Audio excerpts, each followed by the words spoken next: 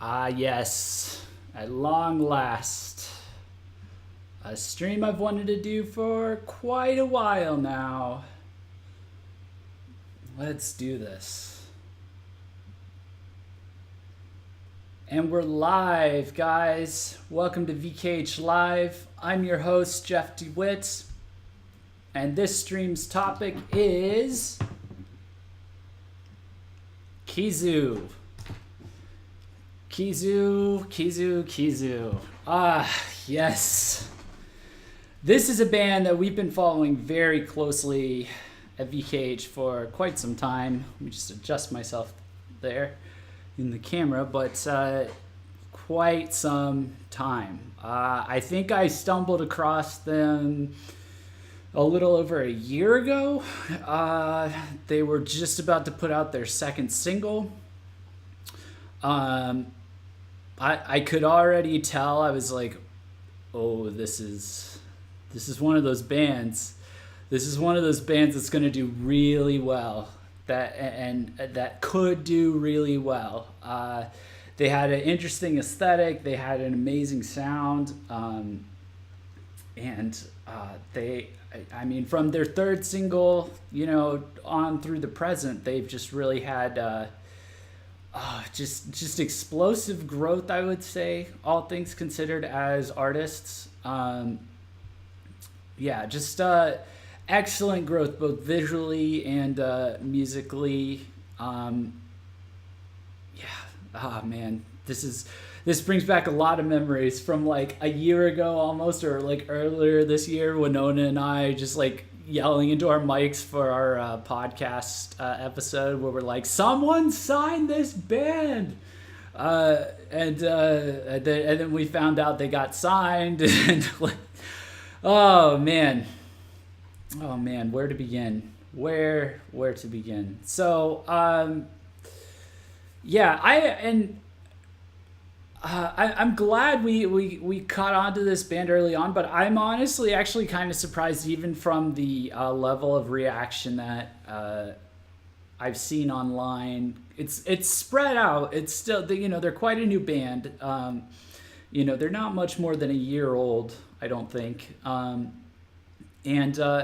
They really are getting a lot of widespread attention across the internet in the Western sphere a bit more, I would say. I see a lot of English comments in their YouTube videos, for example. I also see a lot of reaction channels, both like reaction channels that are like more towards Japanese music, but like plenty that aren't reacting to them. There's definitely this band definitely has a kind of sound and or a style, both musically and physically, that has kind of it's caught the attention of a lot of people. I think we nailed it down because we used them as in our live stream for when we were making our Visual K crash course article, which we have on our website, which is vkh-press.com. We pinned them down. I think the best suggestion I got for how they sounded at the time was like post-punk. But there's a lot going on. There's very thunderous. They have a tendency to use very thunderous metalcore, borderline gentcore riffs in conjunction with symphonic music. That's been a thing they've been experimenting with more and more and more.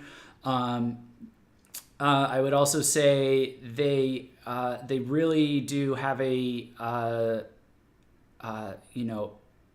But like it's not just that. They do have a propensity to have that kind of post-punk sound, where it is, you do hear like a lot of rocking riffs and stuff, but then there's a lot of elegant backing music, clever use of that music in conjunction with their hard rock slash melodic metal almost.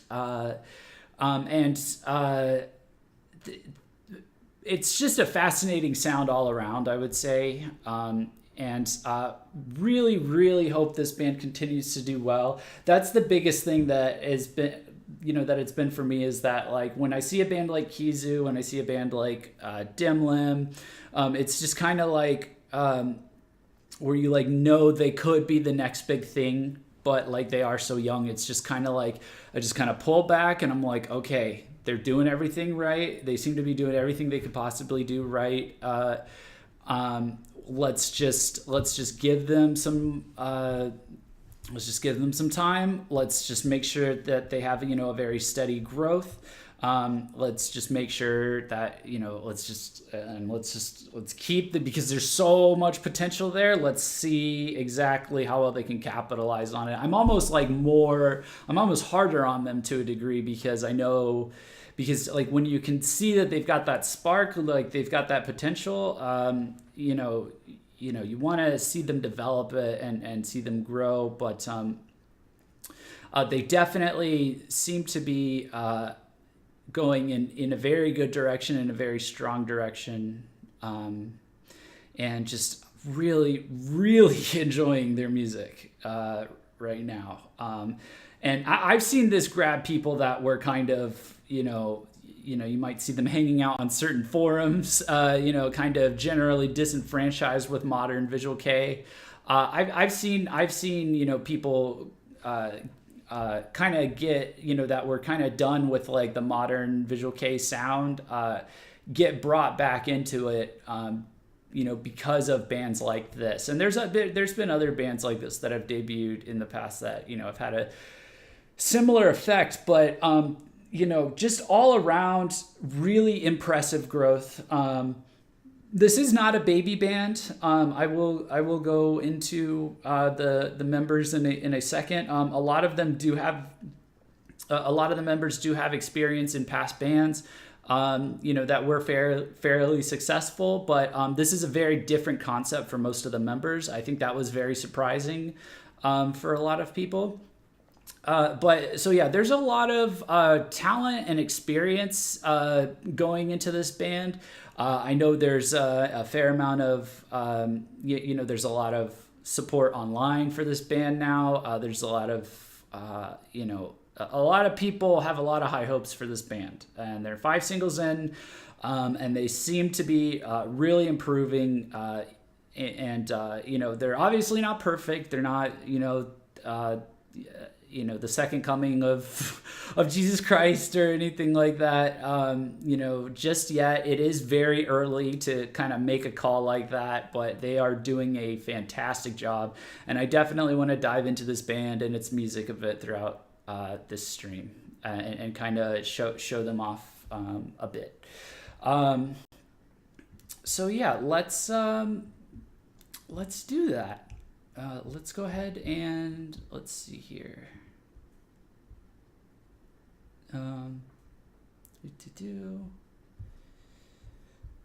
Let's go ahead and pull up.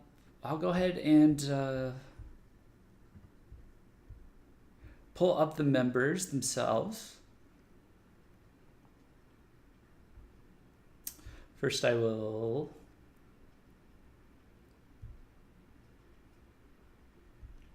unbox the chat, and the gifts as well. I do want to show off this gift. A special thank you to Delta once again for providing some top tier gifts for our tip, our tip system. Just for future reference, if you guys are watching a stream and you want to support us, say thank you or send a message or give an opinion, if you go to bit.ly/tipvkh, the link's in the description as well. It's basically like YouTube Super Chat. We just use, we're using this until we get monetized. Now that the streams are back up to like the exact presentation quality I want, I feel a little more comfortable advertising that, I like to earn my keep, so to speak. But I'm quite happy with the presentation at the moment. But I wanted to show this one off because I think we found a good one there with the guitarist falling back into the water. That is from the steroid PV. Hopefully that showed up on screen. Let me do it one more time just to be certain that's what a sample message looks like. But at the same time, that is like a fantastic fantastic get there. Also, shout out to Lady Bandicoot for providing the thumbnail art for this stream. VKH Live viewer.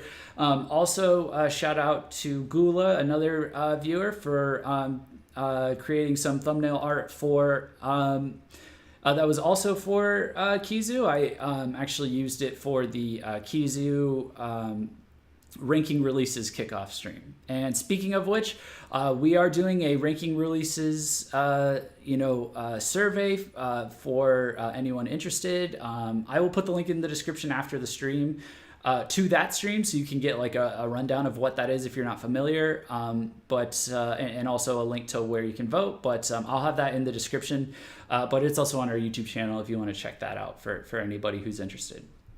All right, cool. Let's go ahead and let's see. Let's check out. Let's bring up the members here. So for members, we have on the top left we have vocalist Lime. On the top right we have guitarist Reiki. On the bottom left we have bassist Yue, and on the bottom right we have drummer Kyonosuke. I have some fun, interesting facts about these about this band. Oh, let me talk about where they're all from originally. So, Lime is actually the ex-vocalist of Lizard, which is essentially an Osharike band, a much different band than Kizu. Guitarist Reiki is actually used to be in Loud Grape, which was another, I would say, Osharike band, if memory serves correctly. Those were both, Lizard obviously still going, very successful band. And then bassist Yue is from Decola Hopping. The drummer Kyonosuke, I don't have any previous band information for him that I could find. So it's interesting because all of these band members come from like very different, a very different kind of band than Kizu. These were all very Oshare, very bright, kind of poppy bands, I would say, or just light rock at the very least. So it's really impressive that this actually happened. That they actually like shifted to such a dark sound. The Kizu origin story is actually kind of interesting. This band actually they debuted last year, I believe, and basically, do I have notes for this or let's see. Yeah, I do, actually. I have a little document to keep track of it. So, basically, the way this band started is there was... So they debuted back in, I would say second quarter of 2017. But prior to them, debuting... a series of flyers went up with Kizu's logo on it in front of like a few different live houses. It had Kizu's logo, and advertised that they were going to be appearing in April, and it came with a phone number on it that you could call, and I believe when you called the number, the approximately what you would hear a voice saying something like, "The members of the band will listen to your pain and worries, displeasure, and anxiety," and basically, I believe shortly after that, let me check my document here and make sure I get the story right. There was another sign that appeared, or another flyer. This one showed up on their official Twitter, I believe, and at this point, none of the members were known. But the flyer basically read, before I start singing, I want to know about the burden you carry on your backs. These days, distance between fans and the bands are closer than ever. But for me, who have never known something from the depths of the heart from fans, let me know who and what I am singing for. I want to make some unique songs like that and for them to reach the bottom of your heart. I'm waiting for your phone call, vocalist of Kizu. So basically, this was all like in the beginning of the year, I believe. So it was advertising like an April 18th, it looks like, debut, and but then on like February 29th, that number that had the message that was playing, apparently the vocalist was answering the phone and listening to people, I guess potential fans at this point, like basically listening to people that called in. This is kind of secondhand accounts. We saw a lot of people tweeting in Japanese in the area, or just in Japan in general. They were saying that they called the number and talked to someone. The person wouldn't give away his name. It's hard to recognize the voice. But there were people that were calling and talking to the person, and then another flyer, image appeared on Twitter that said,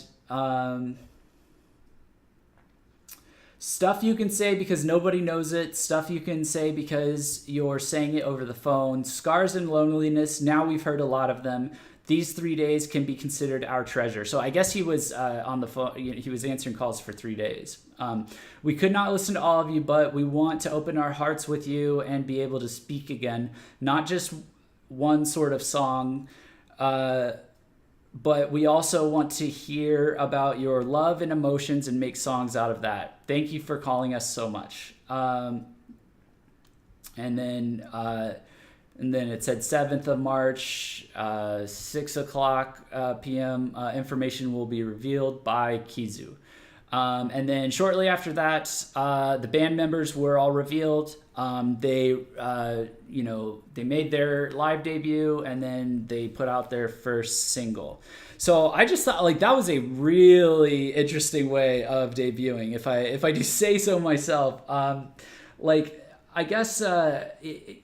I don't know. It's just like talk about like an interesting way to both do some viral social media marketing. I guess if I'm looking at it cynically, but also ostensibly a lot of the songs that have been released were based on like the phone calls that they got from I would assume fans in the Visual K scene locally.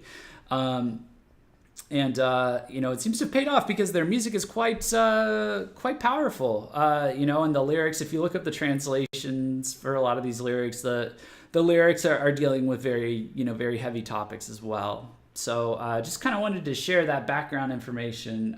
Kind of been sitting on that for a while.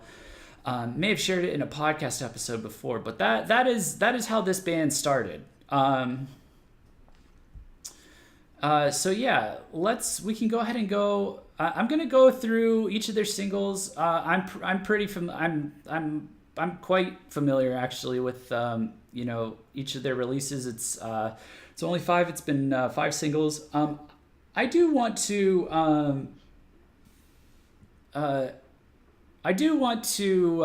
kind of point out, if you're looking for like a kind of physical release that has like decent album art and you get a lot of bang for your buck out of, I would actually recommend Kizu's singles, because they, from what I remember, they're all fairly cheap. They're all like quite cheap. And the music that you're getting from them is it's like the opposite of Mamireta. I think it's like they're releasing, you know, in a more over a more measured time period. But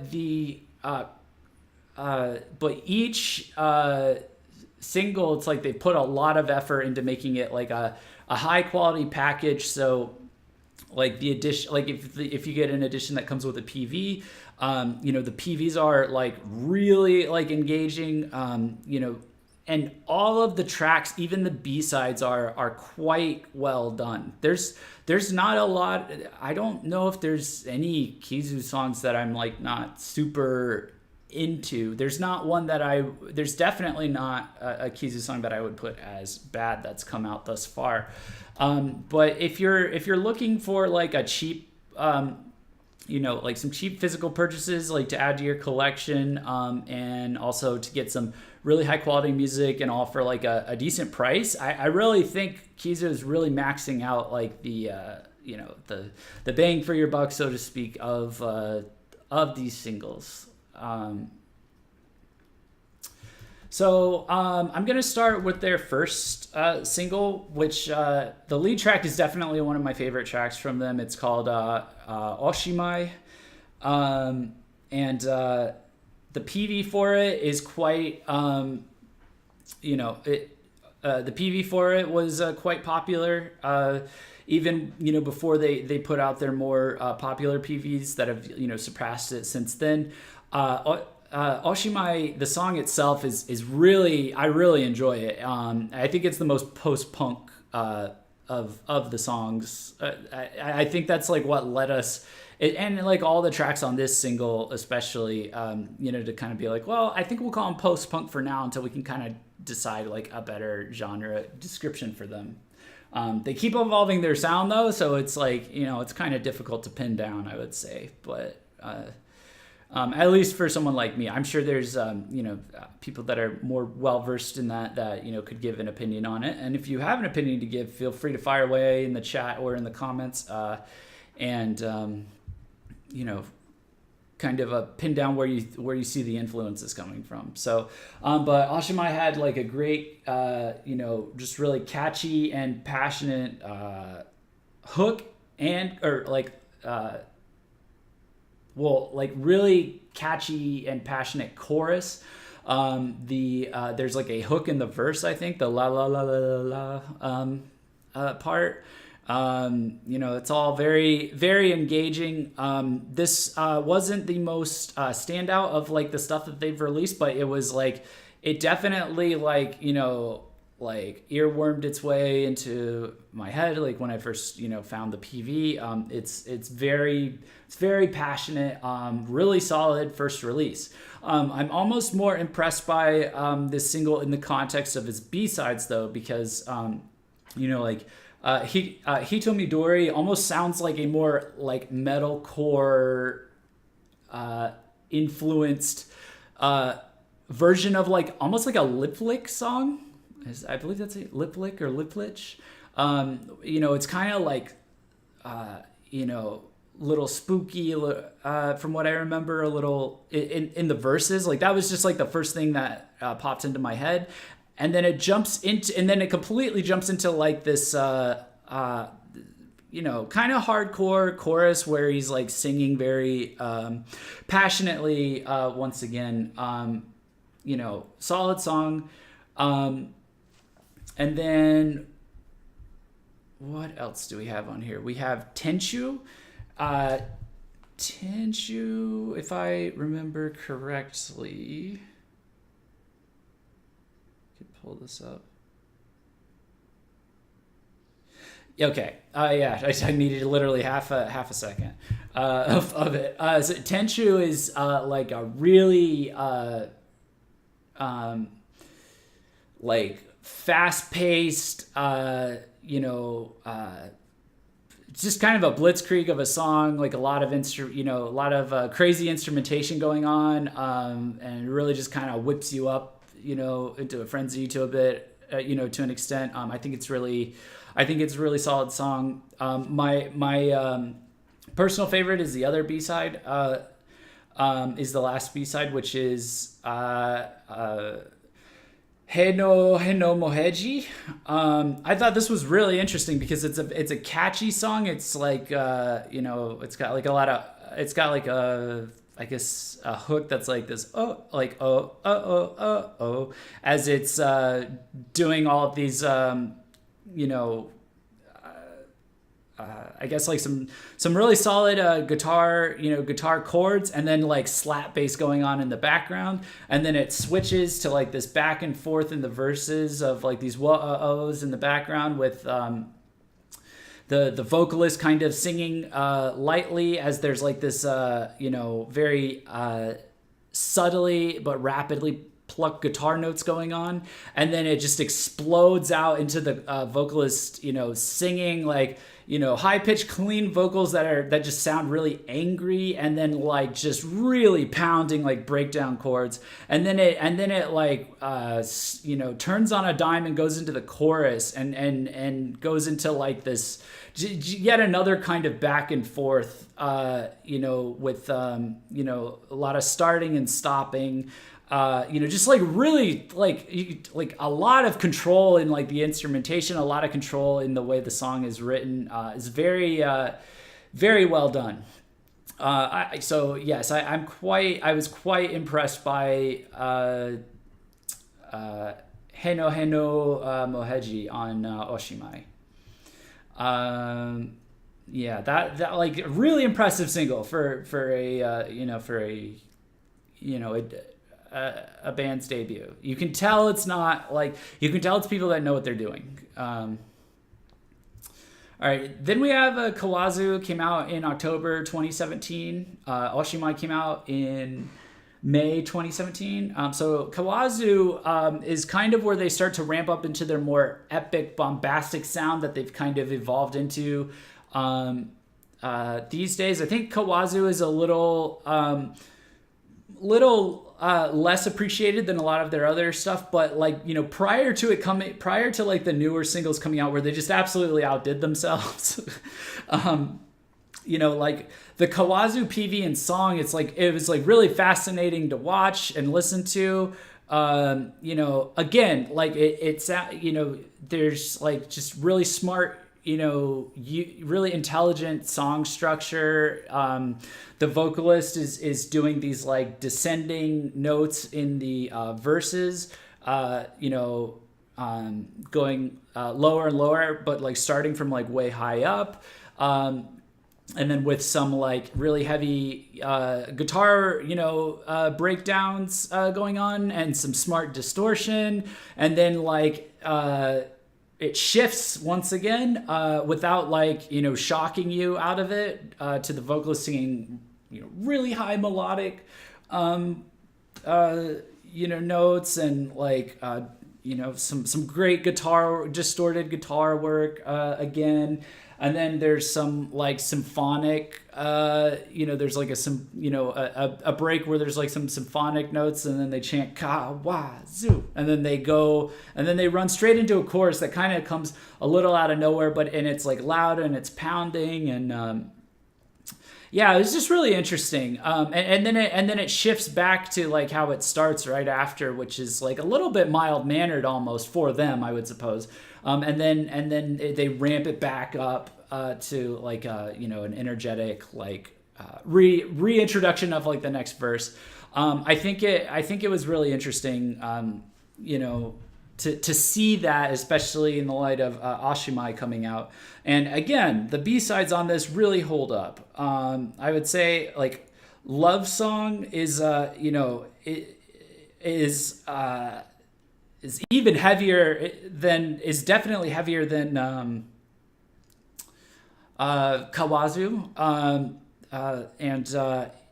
it makes some nice work of like breakdowns and breakdown guitar chords and like slap bass, and the vocalist is singing and he's pissed, and you can if you look up the lyrics, it's the opposite of a love song.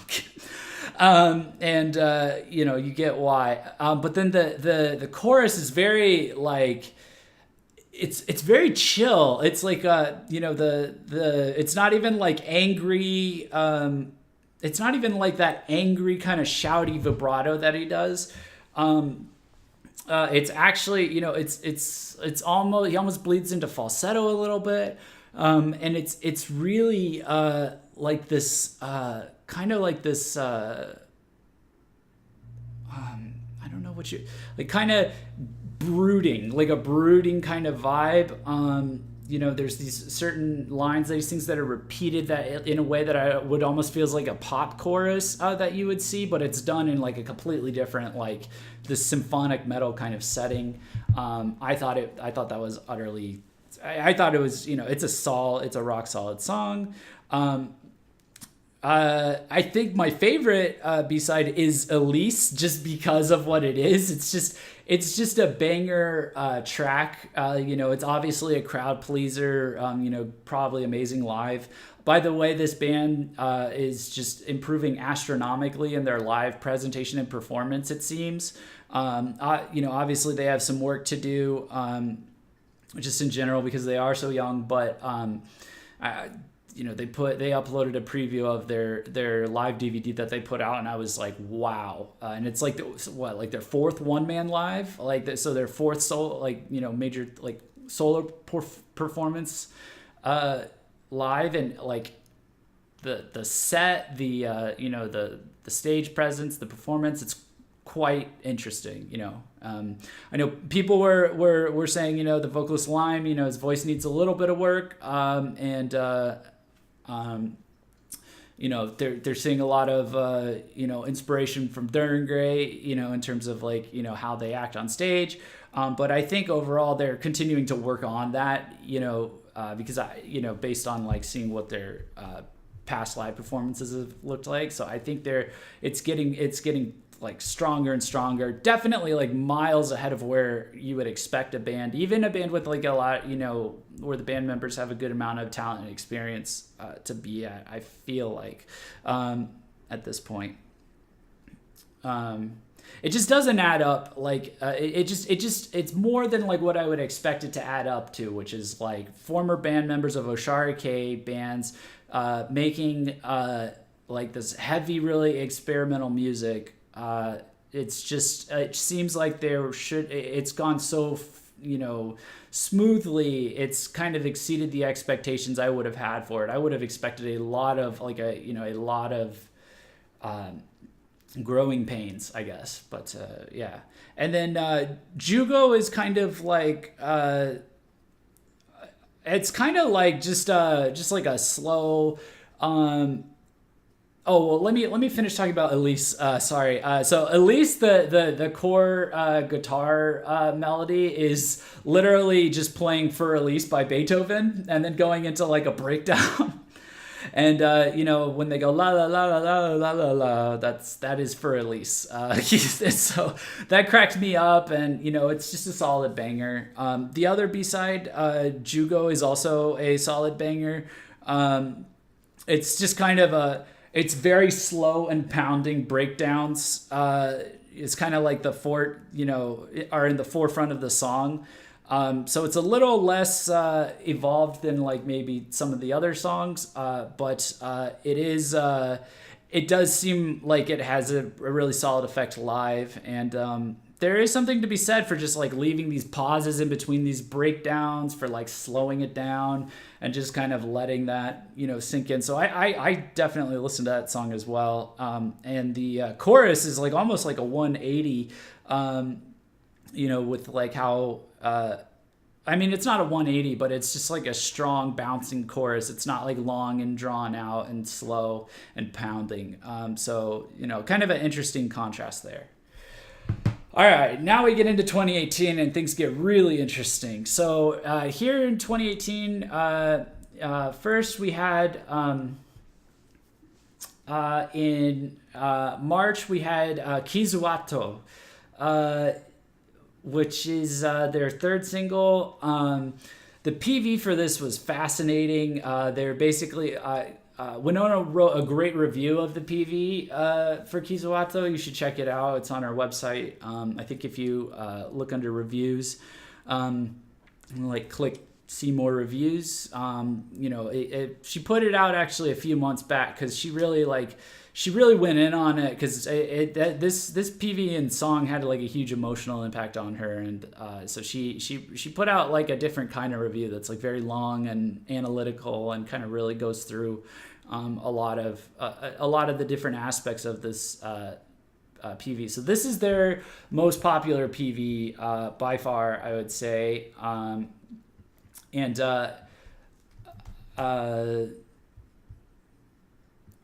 me look it up real quick.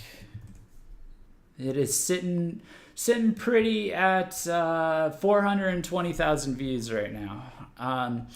This is where they really took off, and people were like, "Whoa!" Because they just really added like this symphonic metal and this melodic metal like fusion. The core hooks of the song are built around like these hard hitting breakdowns with like gorgeous symphonic music in the background, and then Lime is just like belting out vibrato, like just these long like whoa, like just really like kind of gives you like chills to a degree. It's a little disorganized in the first verse, at least I would say. They just really like go in on this like new metalcore sound, and they're like trying, there's like this whispering and stuff like that. But like after the song like really picks up and he starts singing, it's just like the rhythm is like slapping solidly. His voice just leaps up octaves in the chorus, and it's just like this frantic, powerful, just like just overwhelming like sound in the chorus. It the chorus itself is like just like super like intense, and then it'll jump back off. They'll be doing something more experimental. Like I think after the first chorus, there's like some interesting bass playing that's going on. I don't think it's slap bass. I think it's like bass plucking or something like that. I need to brush up on my bass playing styles, unless that was a guitar. It's just really frantic yet catchy at the same time, and they're just making a fucking statement with that song, man. And it's great. That's just go check it out. That's all I have to say for that. In terms of B-sides, there's Uramibushi, which is it's basically a ballad, and it's one of my favorite Kizu songs, actually. Beautiful use of acoustic guitars, electric guitars, and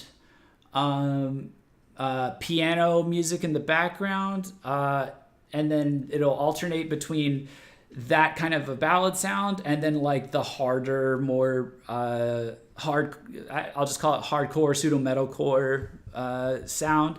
But then in the chorus is again very, it's not brooding, it's more like melancholy with these like high pitched like backing vocals, and you can tell it's very mournful or wistful or something like that. They have a live performance of them of the song uploaded to their YouTube channel, I believe, and I think it's definitely worth a watch. It's quite a engrossing performance. So I really enjoy that song.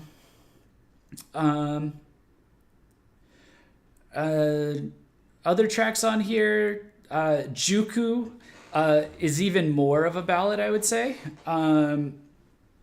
They really lean more into like the bringing like the backing symphonic music to the front, taking advantage of the fact that it is a bit of a ballad, a sad ballad, but Lime kind of shows off a bit more of his the stronger, purer part of his vibrato. So yeah, it's a decent song. I'm just not a huge ballad guy to begin with, so but it is very pretty, I would say. And then what else we got? Then the last one is Emil, Emil, and that one is more like what you would expect to be like the lead single on like your average Visual K, or the lead track, the promo track on the average Visual K single, like stereotypically Visual K single. It's very it's like that, like that anime opening kind of archetype a bit, but like really infused with like the gencore sound and like the symphonic music and some electronic elements here and there as well, I think. So I think they just kind of threw that out there just for the hell of it. So yeah, definitely an interesting single. But man, that lead track, like, oof, oof, oof, oof. All right. Next up is Steroid, their fourth single. This came out in July, right at the end of July, actually. The title track is also the PV track. Steroid is actually at like 150,000 views, it looks like. So like they seem to be retaining their momentum, all things considered. Like really, this was a really like visually like immersive PV. Like there's a lot of crazy stuff going on. The PV, styles that kind of harken back to old school Durangray with the use of like these crazy CG like pseudo monstrosities that look like a cross between like some Greek architecture or some Greek, like a Greek art sculpture of a god, for a head, and then like some gross kind of insect body. You see those flying throughout this insane asylum that they're playing in. The members are all wearing various like straitjacket inspired outfits. I guess is the easiest way to describe them. Their drummer is like literally blue in the face, like all blue. Their drummer's visual style is really visceral, by the way. It's just, but the song itself is just a really, really, I guess, if Kizu was like thunderous and this is like, if Kizu was like thunderous and frantic, this is like epically despairing almost. It has really frantic and intense like verses and then like a hook at the beginning, like really frantic drumming. You get a little bit more screaming from Lime. He seems to be picking up with just a little bit of screaming. You can tell there's a filter on it, but when the chorus kicks in, like everything slows down. He leans back into like, his power vocals that he's got, his power vibrato, if we want to call it that. And, everything just like slows down. It gets really mournful, wistful. And then it like picks up, in the beginning again, or it picks right up. It picks up speed again right at the beginning of the second verse.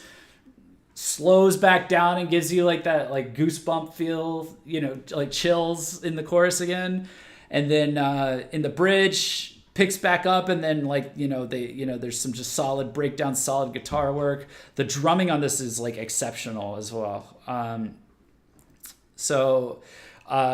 That's a great song, but it's not actually my favorite song on that single. My favorite song, and you can actually look this up, they have a lyric video up for it, so they knew what they were doing with this one. They knew that this was good. My favorite is Buta. And I see Clearum Shala in the chat says Steroid and Zero, their best A-side. Omnibushi and Buta are their best B-sides. Yeah, so speaking of Buta, Buta's amazing. This is like a great song. This is a great song for if you're not into heavy music and you want like if you're not into like super heavy music and you want like a really cool song from them to listen to, it's this one. Like it has like female vocals singing in the background over like it's kind of got that pounding pseudo gentle feel to it, but it's only the drums that feel that way. The guitars are very busy doing, and the guitar and bass are busy doing like just a little bit of everything clever. From like catchy hooks to almost like a ska pickup like partway through each of the verses. And then it jumping back into the chorus, like the entire time it's clean vocals. But it's kind of mournful, kind of melancholy in the verses. But the drumming in the choruses it just propels you along like so much. So you're just like really feeling this, this song, I guess. Or at least I do. I hope I'm doing an okay job describing it. But yeah. So I would definitely highly recommend that. Again, more dope ass bass work, more dope ass in the bridge, more a nice solid guitar solo. Great song. Let's see, what else is on here? So we have Nakaniwa, which is, I don't know how many times I've listened to this. It's kind of like a,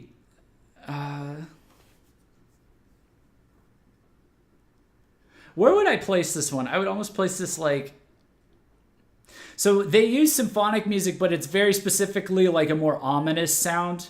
And they rely on a lot of like breakdowns. So it's kind of going for the more epic, grandiose, ominous vibe, kind of bringing out the gentcore a bit more, even than in like Steroid, I think. So, but there's also like a lot of nice subtle things in it, like like some soft like when they're doing like the stuff. I'm no singer, obviously, but like there's some nice subtle touches because he'll be doing that, and then there will be like some acoustic guitar that they'll have switched to playing, and then they'll switch back. So it's just a lot of diversity in the music, even in one song. And then the last B-side on here is Utsu Kushiki Hibi. And this again has some more, really gorgeous use of backing like symphonic tracks. I would say, like I think the strings are really well done, like the violin use, and then having the nice female vocals singing in the background. It's another nice, I would call it a ballad. Like a power ballad or maybe. So it's very pretty. So I even as someone who's not super into ballads, like it takes a lot for me to get into a ballad. This definitely would do enough to get into the ballad. Okay, now time for the latest single. So this is Zero. Now, so Zero was released on the 11th of this month. This track is like what I think a lot of us were hoping that they would be building towards, but we just didn't know it would take like this specific form. It's let me take a sip of coffee real quick. I'm gonna need some caffeine to talk about this last one.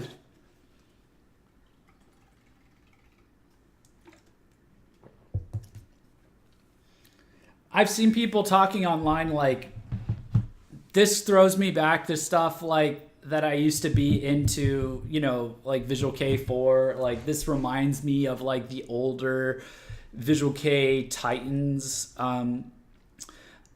It's basically a really epic power ballad. And it starts off really slow. It starts off with what sounds like a heartbeat in the background, with like some very wistfully played guitar notes, with Lime singing very gorgeously. And then as the guitar, as it like putters out, it's really long and drawn out. It's like making it really epic, and then it just kicks in with this, like, with that irregular drumming being done really well. And then again, more strings, more symphonic music sitting in the background, and just the guitar and the bass, they're zoned into like that gent buzz. And but like, it's almost like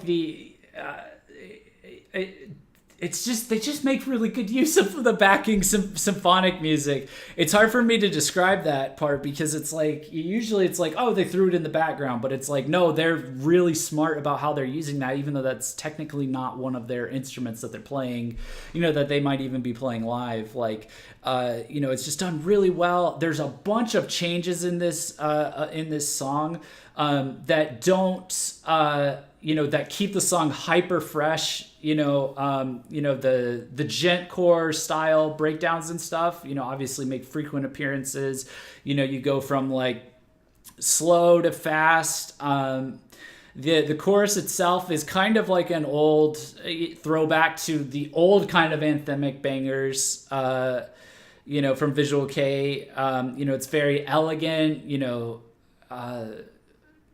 Lime goes back and forth between like, this chord vibrato and like, I guess like falsetto. And then like, there's just all these different change ups. Like right after the first chorus, like they pull in like another one of those, almost like a ska pickup kind of thing with the guitars. And there's so much going on in this song. But like what's awesome about it is that it all fits the structure of the song, and it doesn't throw off the pacing, and it just keeps you going along for the ride. So it still like gives you this feeling of like this epic journey that it's taking you on. And that's what those old school songs used to use. And honestly, like when I heard it, the first thing I thought of was like songs like Kurenai by X Japan. Like that's the vibe I was getting from this. And I was like, holy shit, someone brought it back. Like, so I was wholly impressed by this. This kind of music's normally not my thing. I'm glad it's not like a trend. I'm glad it's not historically been like a trendy thing to do. I know plenty of bands are inspired by X Japan, but I don't feel like they ever end up sounding like X Japan, like old school X Japan. I'm glad it's not something that like every band will like pick up and start doing. I mean, hopefully, because it's not the kind of thing that you can just do over and over and over again to make like a really amazing, like drawn out, song that's like clearly telling a story, clearly like, needs to be taking you with the right pacing through it. But then is still really experimental in that Visual K way that we all know and love. Without disturbing that flow. Like that's really hard to do. So the fact that they went for this, like that takes guts. It's, it's like that takes guts, kid. So yeah, I was really impressed by Zero. I think a lot of people are really impressed by Zero. And the PV was a really cool concept too. It kind of reminded me of basically like, what would you call it? I think when Nona messaged me like, what is this Death Note looking ass PV, and I was like, no fam, it's more like oh god, what was it? It's more like a battle royale meets I don't know, some kind of like sick game show, but basically it's built off of like this sick game show where people are it's actually an idea I've heard of before. I feel like either I've seen it somewhere or I've thought like, how fucked would that be if that was a game, or people play this game in CD underground, illegal gambling areas. But basically, it's a game show where if they get the question wrong, they have to do Russian roulette. And so they're all like shooting themselves. And so the PV is, of course, it had to be restricted for YouTube. I'm about fed up with YouTube censoring art and it affecting visual K bands, by the way. But I'll save that rant for another day. And then there's only one B-side on this one, which is fine. You can kind of tell that like they really like focused on just making as solid of a song as possible. And the B-side is called Warui Yume. It's a little disjointed, I think, overall, but I don't think it's too much to its detriment because the different parts that they're shifting between on here are just sound amazing, like amazingly like either melodic and slow and meaningful, or like really intense and epic. The chorus is fantastic. It's just a bit of a quick transition to the chorus, I think. So it makes more sense that this is like a B-side. Like this is like a B-side type of song, and that's fine. Like they go through like maybe like three or four different genre shifts by the time they get to the chorus. I mean, I think it's fine as a B-side. I actually listen to it a lot because I like what they're doing in it a lot. But just I think this is them like kind of letting loose after spending so much effort on Zero, like having the pacing flow so well. They kind of picked a song and just made it full of explosive emotion and like maybe like harder shifts in like the style of the song. So if that's more your thing, like that's definitely here. And it's got a really strong like emotional feel. They might be like making the best use of like the whole female backing vocals trope since the Gazette, man. Like some of the times I've seen them do that have been really, really good, or I've heard them do that have been really, really good. So oh man. Okay, so I went through all their stuff. Man, finally got that out of my system. Oh, that feels pretty good. Oh man. Yeah, so in conclusion, I guess I'll give my little in conclusion, and then I'll read the chat a little bit and then peace out. But I'm really glad this band caught on for a lot of people. I think it's still, I mean, from our side, we're looking at the numbers, and in terms of like social media presence, it's pretty small. Still, I would say, in like the more like the broader social media platforms, we're definitely seeing more and more of a response every time we write articles about them. But I would say on YouTube, it's websites and platforms where there's like, where the opportunity, to listen to music is there, which is mainly YouTube right now. More and more people are getting really honed in on Kizu because it is really like genuinely quality music. It is really genuinely like fascinating PVs. Again, they're not perfect. They're obviously a work in progress, but they're pretty damn impressive, man. I try not to get like over excited about a band, even if I like their sound a lot, past experience has taught me this. For example, Vexant, when they put out their first single, sounded like they were going to be the most epic band in the world at the time, well,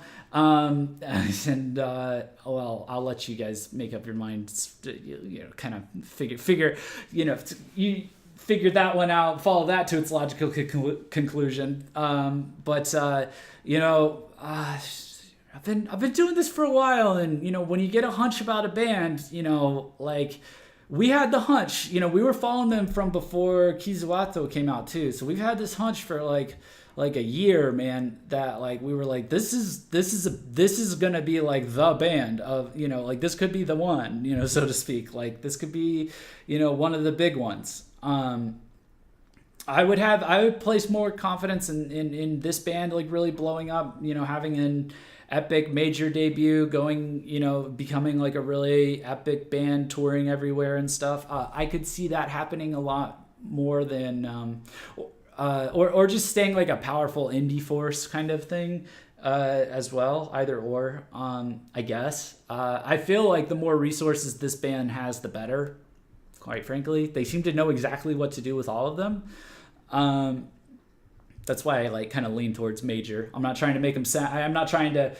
I know it's always a risk when a band goes major that the sound's going to change and get worse or whatever. But like in their case, it's like the amount of resources that come with that. You know, if you're an experienced group of artists and you know what to do with that, like there is a certain handful of like indie artists that I'm just looking at like, oh man, we need to get you have a major label debut or like a major cash infusion into your indie label, man, because like what you could do if you had you know more people to work with, you know, like more experienced industry people to work with, like you know, just better tools, like just the more resources this band has, the better, quite frankly, is like my thing.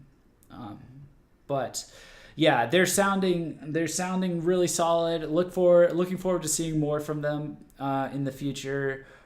Really happy to see this band kind of just steadily plodding along and growing into something really special. And can't wait to see what they have in store for us next. So yeah. Okay, let me check chat a little bit, and then I will bounce out of here. We're going to have a Miyavi stream here in a little bit. We're going to be doing a listening party for Samurai Sessions Volume 3. Just listening through the album together. It's going to be the closest I'm going to get to Christmas music, so feel free to stick around for that.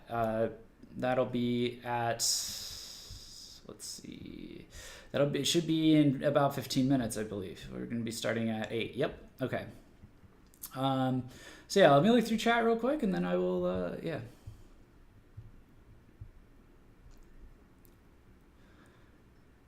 The future goats of VK. Sorry, I had to do other stuff. That's okay. That's why we record these. Kawazu is great. El vocalista es muy bueno.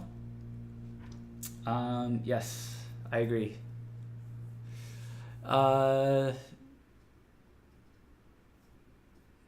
Kizu's bassist is one of my top 10s right now. That's a good point, actually. I want these guys to give big VK bands a run for their money, like a major run for their money. Yeah, so that's, I mean, it's going to be interesting. It may need to be a talk we have in the future, like a stream. It would be a good stream topic, you know, to talk about how we are definitely coming into an age where the indie visual K bands are starting to give the major VK bands a run for their money, I would say, or they're on the cusp of it, I think. Yeah, I guess they're not there yet, but like they're really on the cusp of it. You know, you have like even like certain indie bands that have just been around so long and have built up such a huge audience that they don't even need to go major, like Arshite, Diora, you know, the BP bands, you know, they've like formed their own, like, you know, they are an indie major, you know, they are an indie record label, but they have become such a, you know, a powerhouse, and Goemon Records, another indie band, is like kind of in a similar situation that it's almost like, you know, it's rivaling like the old major labels. You know, it seems like, at least in terms of like the popularity of their bands online, and then like the quality that's coming out, even of like a, you know, of some of these other bands, like it's just, you know, it's excellent. So, but yeah, guys, thanks for watching. We will be back in 15 minutes with another stream. Please like and share the stream if you enjoyed it. It helps us out. Check out the rest of our holiday streams. Join our Discord community. We have a whole Discord community of fans, plenty of Kizu fans in there for sure. You know, where you can you know, meet with other fans and talk about pretty much any in any visual K band you know, you want in there. We have all kinds of different channels where you can meet and talk and just kind of hang out and have fun. So but yeah, thanks so much for watching, guys. I'll catch you later.